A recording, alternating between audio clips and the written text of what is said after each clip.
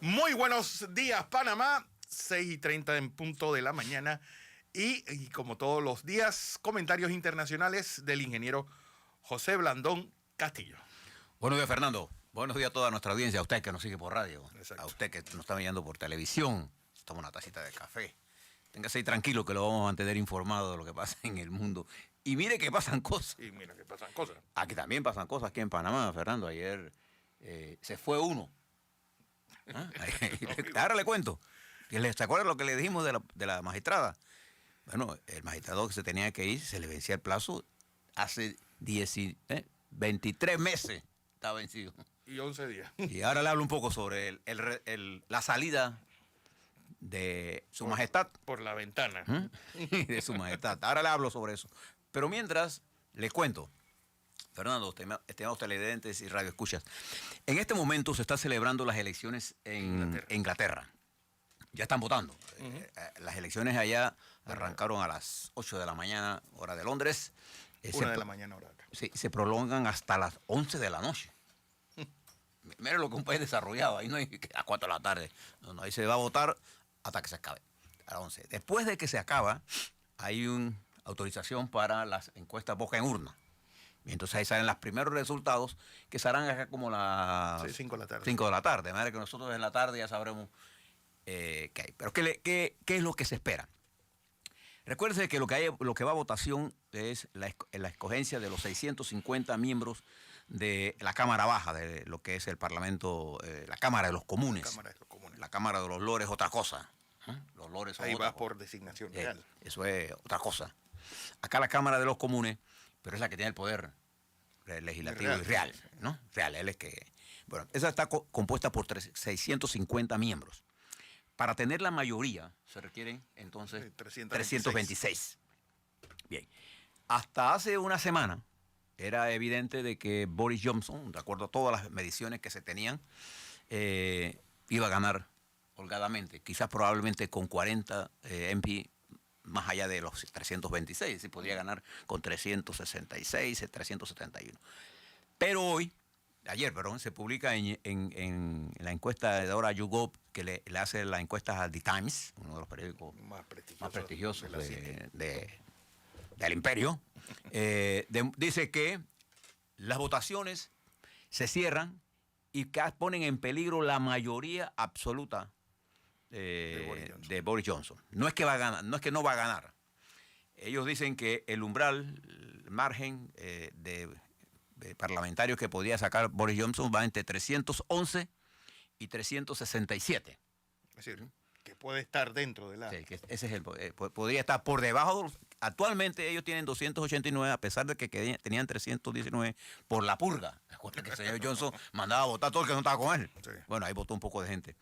Se supone que él va a sacar 43% del voto electoral, que le da posibilidades de alzarse con la victoria. Todo indica que él va a ganar.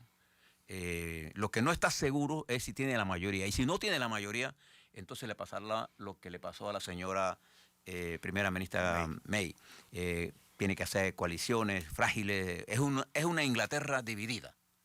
Bueno, es una Europa dividida. Exactamente. Entonces, estamos viendo lo mismo que está ocurriendo en España, lo mismo que ocurrió en Italia. Exactamente. Son regímenes parlamentarios también. Entonces, ¿por qué para nosotros esto es importante?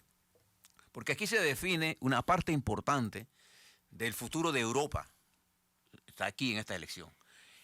Y esto tiene que ver con el papel que Europa juega, y Europa es un cliente nuestro, protagonista de nuestro canal. Entonces, lo que pasa en Inglaterra va a determinar también el movimiento de flujo de capitales de ese país hacia otras regiones. Y una de esas regiones es América Latina, y uno de esos países dentro de América Latina somos nosotros. Recuerde que Londres es un centro financiero del primer nivel. Del primer nivel. Estamos hablando de Grandes Ligas. Bien. Entonces, esas elecciones están ocurriendo en este momento. Hay tensión en Europa para ver el resultado. De todas maneras, esto no va a resolver el problema interno de Inglaterra, lo que va a profundizarlo. Y fíjese, para que usted tenga una idea de lo complejo del mundo, en Israel, el parlamento israelita llamó a elecciones nuevas. No hubo forma de que se pusieran de acuerdo el Likud ni nadie. Entonces hay nuevas elecciones en Israel, probablemente sean en marzo. Sería la tercera elección en menos de un año. Así que seguiría Netanyahu. Netanyahu como primer ministro en funciones. En funciones, pero con una limitada... el proceso político se desgasta cuando estas cosas pasan. Israel no está acostumbrado a esto, pero va a haber elecciones porque no hubo la capacidad ni de la líder de la oposición ni de Netanyahu de llegar a formar gobierno. Eso, mira Israel.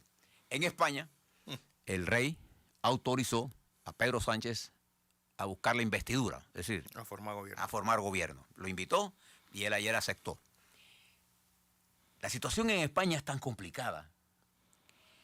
Que ya que- se está poniendo incluso en duda a la propia monarquía. Sí, Sí, la que crisis si, ha llevado si de ya- esta no salen de un acuerdo político, yo no sé si España resistirá un nuevo proceso electoral dado el nivel de fragmentación y de debilidad estructural de la sociedad, de los dirigentes políticos de ese país. Este lunes, no mañana, el lunes 16, ¿no? 16. 16, estará Casado, amigo del PP, reunido con Pedro Sánchez, ¿no? Después que se han dicho tantas cosas, torpeza, bueno, ahora se dieron cuenta qué es lo que debió pasar. El Partido Popular, el Partido Socialdemócrata, perdón, el PSOE y Ciudadanos debieron darse cuenta que ellos como partidos institucionalistas debían buscar un acuerdo político. Con la cabeza de quien ganó las elecciones, aunque sea sin mayoría absoluta. Porque eso sería pactar con el diablo y dejar en manos, ¿sabes?, de esos grupos secesionistas, de los Unidas Podemos, que es realmente un manicomio, y de lo cual no se sabe qué va a salir de ahí. Claro. Es que, Y España, ojalá uno de lo los- entiendan los dirigentes de los partidos pues que están instituidos constitucionales como el PP y el PSOE. Esto va a tomar varias semanas, pero entre más se demore esto, más se debilita la estructura política de España. Fíjense, ahora tenemos 3 países. Inglaterra en elecciones, vamos a ver los resultados. Israel sin gobierno, que va a elecciones. Y España con gobierno, con una situación muy parecida a la de Israel, donde la fragmentación ha producido nadie. O sea, Nada. los regímenes parlamentarios Tienen esa tienen este problema. que hoy hay acuerdos o hay Y elecciones. hay una Italia No, que nunca... en anarquía. En Italia nunca había gobierno, pero Italia está acostumbrada a eso. Ujú. España, el peligro es que es una monarquía rumbo a desaparecer si no logra un acuerdo. ¿Ah? Como Estado. ¿Y por qué eso nos debe interesar a nosotros? Que es la pregunta que usted siempre debe hacerse.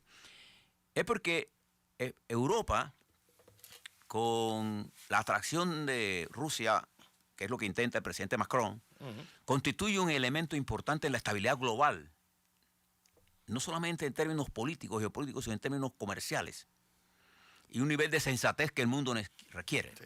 Europa ha logrado, particularmente en los países nórdicos, un desarrollo increíble, con modelos, algunos viables, otros, el de Italia, que es un desastre, modelos... Pero díganos, es que recuerda que Italia al final es un país que tiene menos de 150 años de existencia.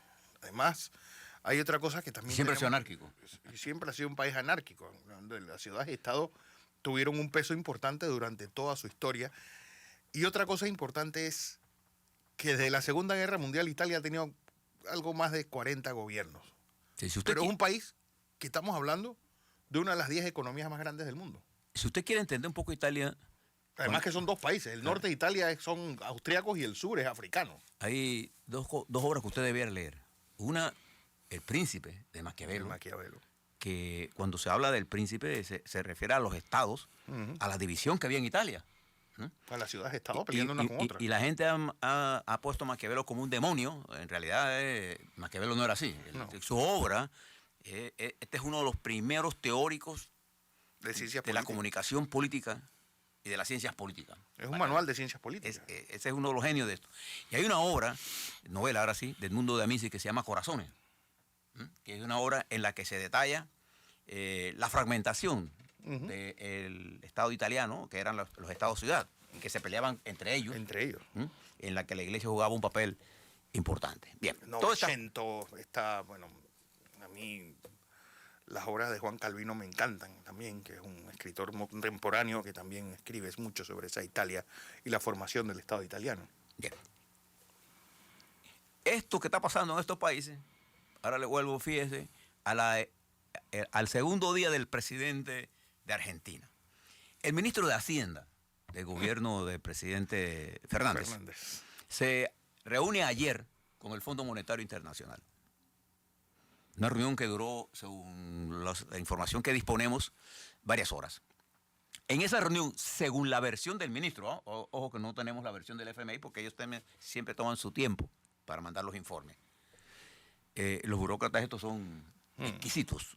Ellos hacen informes, lo revisa fulano, le ponen visto bueno, llega otro, lo traduce en inglés, español y se lo manda. Bueno, dice el ministro de Hacienda que el Fondo Monetario Internacional aceptó en esa discusión que su propuesta de transformación del sistema financiero y todas las propuestas financieras eran un fracaso. Esto que le dieron a Macri, estos 54.000 millones de dólares, que el propio presidente Fernández dijo que de esos 54.000 millones que no se han desembolsado todos, faltan unos 4.500 millones de dólares, fueron a parar a las manos de los capitalistas financistas de Argentina, casi 33.000 millones de dólares. Y salieron de Argentina y ahora son parte de la deuda que tiene ese país. O sea, que los que eran ricos quedaron súper ricos. Extremadamente ricos. Entonces, esto ha creado un problema. Y si ellos pueden llegar a acuerdos con el Fondo Monetario para desplazar todos estos problemas de la deuda y buscar un acuerdo, porque Argentina como está no puede pagar ninguna deuda.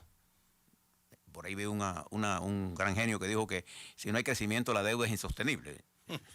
Claro que si usted no tiene ingreso y tiene deuda, entonces usted está quebrado. No hay que ser muy brillante para eso.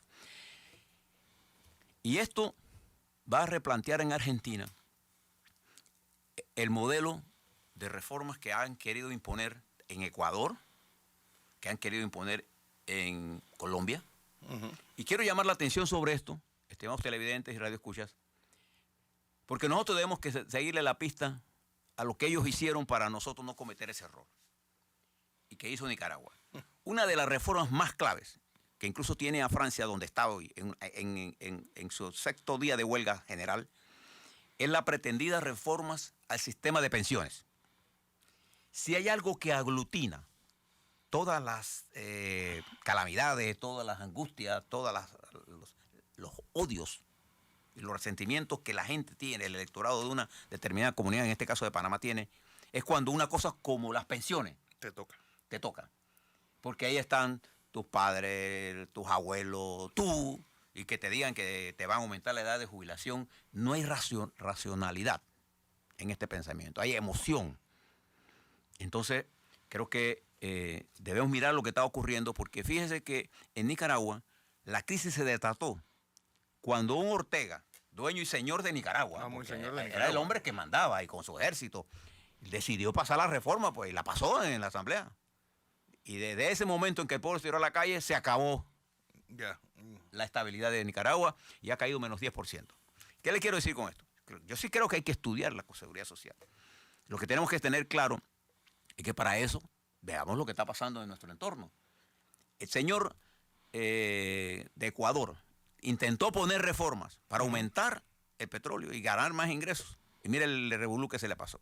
Mire al presidente Macron, que metió de todas las reformas. Y mire el revolú que tiene.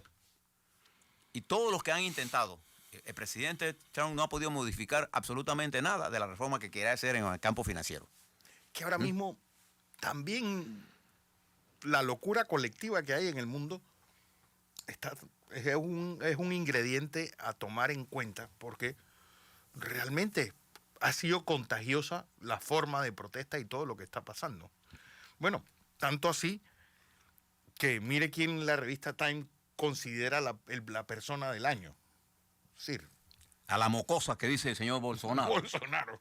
Mire, ese me ha atrevido, como una muchachita, una joven de 15 años, con sus problemas, una muchacha que ha cautivado el corazón del mundo. Este señor se refiere a ella como una mocosa. Qué falta de todo. De respeto. Bueno, de eso tenemos. Ayer vi al presidente de los Estados Unidos referirse a una abogada del FBI, a las que acusa de tener relaciones extramaritales y de haber causado, qué sé yo, el presidente de los Estados Unidos, Que pierda su tiempo. haciendo este tipo de acusaciones en un meeting. Yo nunca en la historia de los Estados Unidos había visto. ¿Y quién lo dice? No es que él es la quinta esencia de la moralidad. Sí. Vamos a ver quién lo dice. Entonces lo dice burlándose y ha generado una reacción entre el voto femenino fuerte. Y es probable incluso que Trump gane las elecciones, mire. Mire qué clase de mundo tenemos. Déjeme darle entonces seguimiento a lo siguiente. Le llamo la atención a lo que está ocurriendo porque gran parte de lo que tiene que hacer Fernández allá en Argentina tiene que ver con cómo va a mantener y cuál de las reformas que Macri impulsó va a mantener, porque algunas tiene que mantenerlas. Sí. Porque el sistema de la subvención, el subsidio, no hay economía que lo resista. Y gran parte, el problema del señor Macri es que hizo eso sin tener una lectura del estado de ánimo del electorado. Entonces, no es que yo tenga la razón. El problema es que el pueblo siempre tiene la razón. Claro. Porque son la mayoría. De eso se trata al final la democracia. Y una cosa que está pasando en uno de los grandes países del mundo, que es los Estados Unidos, ayer el Comité Judicial, en sesiones casi hasta la noche, no pude darle seguimiento, ya estaba en el proceso de levantar las acusaciones formales del impeachment al presidente. Este sería el cuarto presidente, que sería... Bueno, el cuarto, exacto. El cuarto presidente, sí. Andrew Johnson, y fíjese Richard Nixon, que Bill Clinton y ahora... en la historia anterior, solo Andrew Johnson, y eso fue por allá por el año 1800. No, fue el que sucedió a Lincoln después del asesinato. Mire ese 1800 y tanto. 65. En el 74 se producen las acusaciones contra el presidente Nixon. El impeachment. En el 99 contra Trump, pero contra Clinton. Y ahora, en el 2019, 10 años después, contra el presidente Trump. Fíjense cómo se han acortado los periodos de un proceso constitucional que estaba diseñado para evitar que el presidente actuara al margen de la institucionalidad y en beneficio propio, o cometiendo delitos en contra del el bien común. Por eso que el acercarse a esto es una cosa que usted debe tener. ¿Cuál va a ser el destino del presidente Trump? Yo no veo al presidente Trump destituido. No. Ni tampoco creo que el impeachment el llamado a juicio político, defina el proceso electoral. Lo que yo veo a los Estados Unidos es metido en un zafarrancho de problemas. Además que está hecho, yo creo, con la intención de que un Trump llegue debilitado a las elecciones del otro año. Y el establishment norteamericano, el que ha mandado. Por ahí hay una columna que aparece en el Panamérica de Gandase, que no la comparto totalmente, pero es un aporte al debate. Creo que le deben leer. Uno de los grandes problemas que hay es que el presidente Trump ha levantado todos esos viejos odios y resentimientos racistas, de cómo se refiere a América Latina, el muro. Y fíjese, Trump quiere construir un muro. Pero un juez federal detuvo la utilización de dinero del ejército, de las Fuerzas Armadas para construir el muro. Hay una actitud de... Ayer pasó un decreto declarando el judaísmo una raza. Y eso va a levantar en los Estados Unidos, sobre todo en las escuelas y universidades de Estados Unidos, resentimientos contra los judíos. Claro. Entonces, fíjense las cosas que están ocurriendo en un país que es guía, que debe hacer liderazgo de la democracia, ¿no? El uso que hace el presidente de su poder no es un buen ejemplo para el desarrollo de nuestros países. Y fíjense, y voy a terminar aquí parte de esto. Nuestro continente está siendo sacudido por una ola de desajustes sociales que representan, en fin de cuentas, el nivel de desasosiego que tiene la población. Exacto. Nada más les cuento esto. El ministro del Interior del gobierno del presidente, ¿cómo que se llama? Duque. No, era Genaro García, pero el presidente era Felipe Calderón. Felipe Calderón. Bueno, Genaro García, a los que siguen Netflix, es la figura central de la serie llamada El Chapo, que dan en Netflix. Bueno, está detenido en los Estados Unidos este señor, que fue ministro del Interior entre el 2006 y 2012, está detenido por sus conexiones con el cartel de Sinaloa. Entonces, esta estructura de corrupción criminal en nuestros países, esta concentración de la riqueza, ha creado una serie de nuevas situaciones. Entonces, hay dos maneras de mirar lo que está pasando en nuestro continente. Usted lo mira simplistamente, le echa la culpa al señor Maduro, a Fidel, a los comunistas, al foro de San Pablo, a todo esto. Usted le echa la culpa a ellos. Y los otros le echan la culpa a Trump. O se la puede echar a Trump. No. En el fondo de todo esto, cuando usted va a ver, ausculta la opinión pública, lo que hay es un resentimiento de la sociedad. En Chile, ¿quiénes están en las calles? Los jóvenes que no tienen empleo, los jóvenes que le niegan la educación porque se privatizó, los ancianos jubilados que no tienen plata ni para terminar las quincenas, No. Los profesionales de clase media destruidos. Pero hay un poder financiero que se tomó los partidos políticos y todos, de derecha o izquierda, propiciaron esto que tenemos. Exactamente.